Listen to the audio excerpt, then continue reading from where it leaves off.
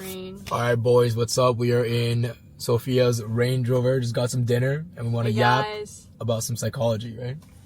Hell yeah. Okay, Introduce yourself. My name's Wall Street Sophia. If you guys don't already know me, make sure to go follow me on Instagram. I'll put her like a link in the description. I'm just kidding.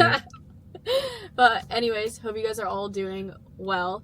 Today we are going to yap a little bit about psychology and some of the biggest things that we struggled with turning into profitable day traders, since we are both profitable day traders. I've been profitable for about 2 years now.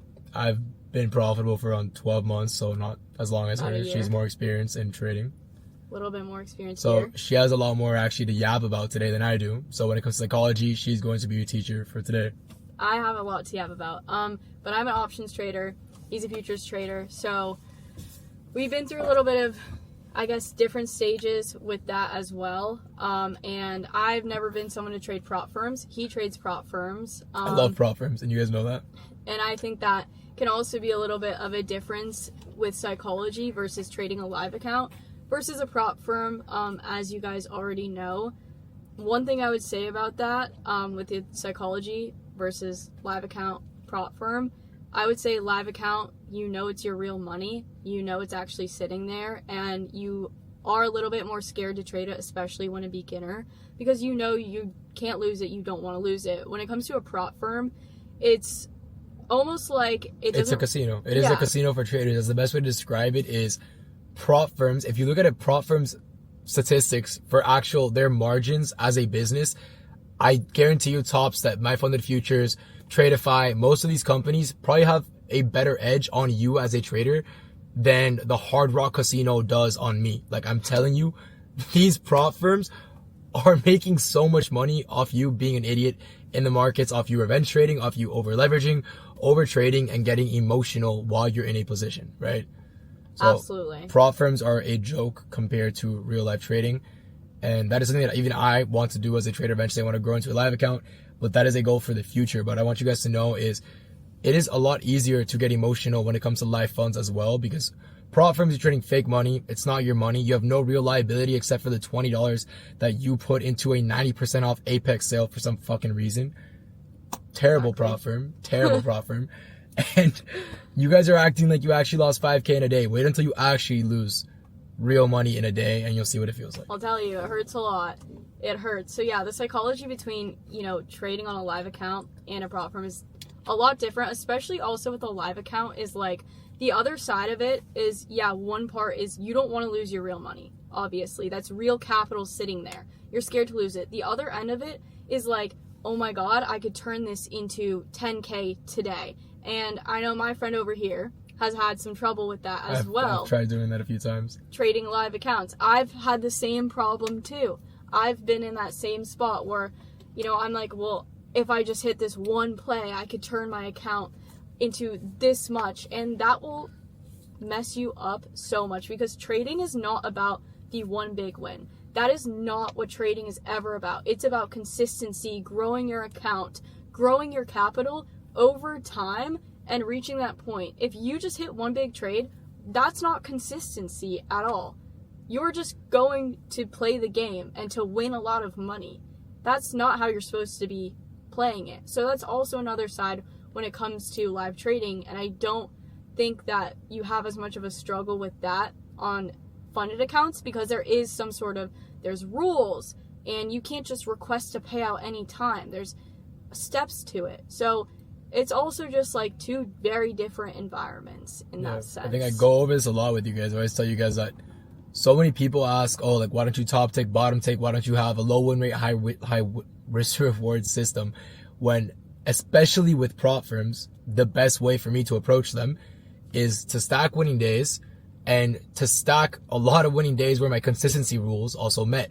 Prop firms have weird rules. They have rules that are meant for you as a trader to screw up. They're literally built so you have psychology slips, so you get greedy in the markets, so you blow your accounts the day before a payout. You think the numbers they come up with are just gambles that they come up with on the spot? No, they are measured statistically to see where traders fail the most, where you're most likely to blow your account. And that is where they set the rules, right? So that is why I set my take profit to a 1-to-1 risk reward on a daily basis. I have like an 80% win rate with a 1-to-1 risk reward, sometimes a little more on a good month.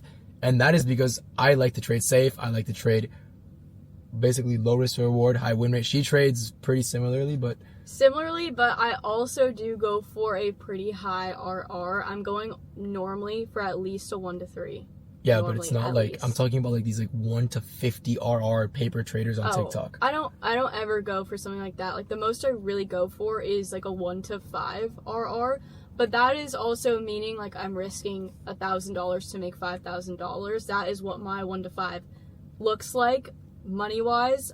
Because when you're trading options and you're looking at it from like a sense on the chart and you're setting up your RR position, when you're on TradingView, you set up your RR position. It's not calculated in the same sense because I'm trading options. When you're trading futures, it is calculated that way. It's easier to like kind The of way I like to think about it is futures is a lot simpler. That's why I trade it. We talked about options and futures a lot, and for me, futures is just easy because you have $20 per point on Nasdaq, $50 per dollar on the S&P. It's simple. It's easy. You know what you're losing.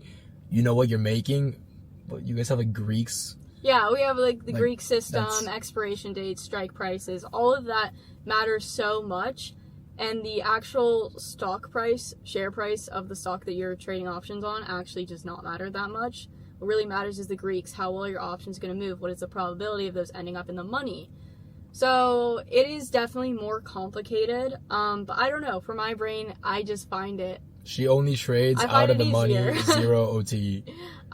That's the method is out of the money, 0 OTE. That is how you make the most money. No. That is how you make the most money.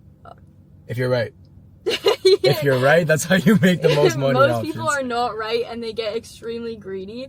Like, I've seen people that trade SPX. I like to trade zero-dated SPX contracts. When the time is right, when we have a lot of volatility in the market, I will be trading those zero-dated SPX contracts, but people will get so greedy with them, and they will hold them until end of day, and their contracts just expire worthless. They're worthless. They're worth nothing. That's the really big issue with trading zero-dated positions. With futures, I mean, you're trading on a funded account. You make one wrong move, you don't set a stop loss, your account's gone. Stop loss, you're cooked regardless. If you're not setting a stop loss, you're not meant to be a trader. We've been over this. Yeah, we've been over this. If you don't set a stop loss, that is on you. That is on no one but you. You're an idiot. Respectfully. Yeah, you need to be setting a stop loss always, or else you're gonna be cooked. There's a family right next to us. Oh wait, I want to go. What was your biggest struggle when becoming profitable? Because most of these people watching are unprofitable. They want to know, what was it like? What was your turning point as a trader to turn into a profitable trader? Because it's so easy to say once you're a profitable trader, it's easy to look back and just say like, oh, I did this, I did that. But what was it like in your position when you were actually transitioning from, holy shit, I'm an idiot, I suck at trading, to like, oh my God, I actually just made money? That's my favorite question. A lot of people ask me like, what was your turning point? And to me, there is no turning point. There is no, oh, the flip is switched now. It's over time. Over time, you are consistently doing the same exact thing day after day. You're risking the same amount, you're setting your stop losses, you're using your rules, and you're not over risking, and you're just being consistent with trading time over time, and also journaling every single day, journaling down all your trades.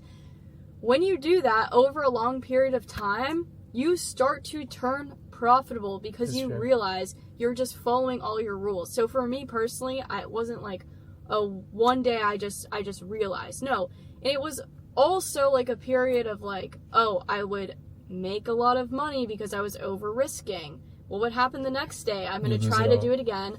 I lose everything that day and the day before where I made a lot of money. And I would do that over and over again until one day I also realized, like, what are you doing? Like, it's just, you're never going to become consistent. You're never going to see what you want to see. That was my main issue as well. Yeah, if you keep doing that day after day, like, you're going to get tired of it. And you're going to either, one, quit. You decide you're done with trading.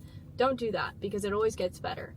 But that's one route. You either just quit or you say, I'm going to stop being such an idiot and I'm going to do exactly what I need to do. I'm going to follow my rules. I'm going to journal down all my trades. I'm going to stop over risking, and I'm going to stop treating this like it's the lottery, and I'm going to treat it like it's a real job. So Job. I did job. I did the exact, not the opposite, but I kind of went cold turkey when it came to being unprofitable. Like, I was a gambler in the markets, a full gambler, and I realized, like, I'm not going to get anywhere. And I still remember this day. It was when Trump and Kamala were running for president This is like last November. Yeah, okay. Right? They're running for president, and Trump goes on the news. I have 15 Apex accounts. It is like 1 a.m. Trump is giving a speech. Because he just won. Went long when Trump won. Yeah. I had 15 Apex accounts at a balance of 3,000. I was going to get a $30,000 payout. My biggest payout to date. And the market tanked for like 1 minute, and I lost fucking everything. And that day I told myself, like, for the next 2 weeks, I longed Trump winning the election. Okay. And I told myself for the next 2 weeks, you're going to do no revenge trading, no over leveraging. You're going to trade one mini, whether you like it or not. One trade for the day. You win, you lose, you hop off the charts. Those were my rules. I ended up making $25,000 the next month, and it was my first month actually making real money. Right? That's really funny because I had a swing trade position over that time. And you made bank? Yeah. So I had a swing trade in Coinbase, actually. I had multiple swing trades. I had actual shares. I had a lot of shares of Coinbase, which I bought, like, way before. Like, I think I bought them last year in, I want to say, September or October. It was, like, when coin basically crashed down to 160. I bought a bunch of shares then. Oh, you bought Coinbase? Coinbase shares. And I held them all the way until Trump got voted in for president, whatever. He won the election. And I also, at the same time, simultaneously, I had Coinbase call swings. So I ended up on the other side of it, but yeah. To be fair, I was right about the move. I just wasn't right about the moment. You were right. Don't trade while Trump is giving a speech. I'll tell you guys that. Oh yeah, do not. Or I'll tell you guys Powell, or like, don't. Okay, the worst thing I see is when people are trading during Powell's speech. No, the CPI method, I think, is the stupidest thing to date. Oh You guys are so stupid if you think you're unprofitable and you think a CPI method. All right, you pass your funded account, now what? You actually that like exactly. Now what? You passed your funded account that you couldn't pass in the first place. So now you're gonna spend an extra $500 on activation fees, which you don't even have $500 to spend on activation fees, and you're gonna be in a live environment with no strategy that makes you money. Yeah. Okay, see, because I see this all the time, and I obviously am not a futures trader. I don't trade prop firms, but I know all about the non-farm payroll, CPI method, whatever news is coming out. I tell all of you guys, don't, even if it makes you money, even if you make $100,000 tomorrow with the CPI method, PPI method, in the course of the next 5 to 10 years, all you're doing is justifying the concept of trading news, which is going to lose you 10 times more money in the future, right? I told you guys I've done this before. I've tested myself trading different sessions. I've tested myself trading different contract sizes. And all I was doing by doing so is justifying bad habits as a trader. And when you justify bad habits as a trader, all you're doing is setting yourself back. That's it. Right? Yeah. What were you going to say? Exactly. No, that's what I was going to say, because I don't trade futures, but I see you guys all over fucking TikTok. CPI, we buy here, sell here, it's whatever. 30 point stop. It's a method. You put 30 point stop loss, take profit, and then it fills you, and then you either make money or you blow your account. There's no in between, by the way. Everyone justifies it as like, oh, but like, I'll pass my account on this, or like, oh, my account's like in drawdown anyways, like it doesn't matter. And it's just like, you guys are so idiots. You guys, like, are we dead ass? And you guys always bitch and cry about your fills. You're like, oh, but I had a stop loss, and I think it filled. You're gambling a 200 point candle. Do you think that a prop firm with delayed data is going to fill you at the exact price point that you told it to? Like, no. If price is moving up and down 100 points, you're going to get the shittiest fills, right? That's why you should not, just don't trade news.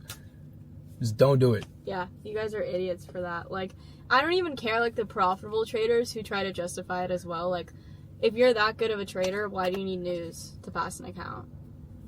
It's because the core sales are low. So when the core sales are low, you have to gamble CPI.